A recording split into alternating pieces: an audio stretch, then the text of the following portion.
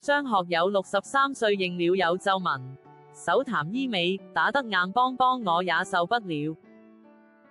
記者林成偉台北報道，63歲的歌神張學友今18日重返小巨蛋補辦去年因病延期的演唱會，一連12首歌唱完我真的受傷了之後才開口向台下爆滿觀眾話家常。他笑說，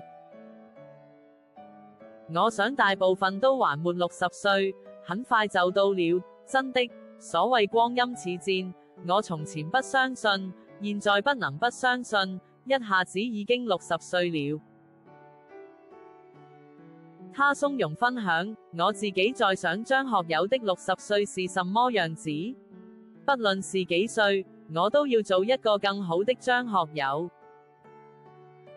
當然有些是沒有辦法更好的，比方有皺紋，要我打那個，打得硬邦邦我也受不了。那也就算了，但我也不反對啦。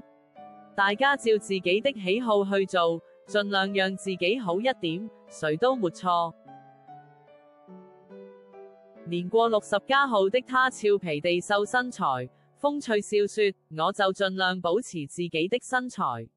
話還沒說完，他就展現劈腿一字馬。他笑說，大家在網路上已經看過很多次了，我相信我下得去，也可以站起來的。我只想證明自己50歲可以做的事60歲也可以做，我50歲可以唱的歌60歲會唱得更好。張學友一連4個週末在北高雙蛋的中國信託2025張學友60加號巡迴演唱會，今18日起在台北小巨蛋展開最後一週登台，本週3場也是他去年因健康狀況取消演出的補辦場。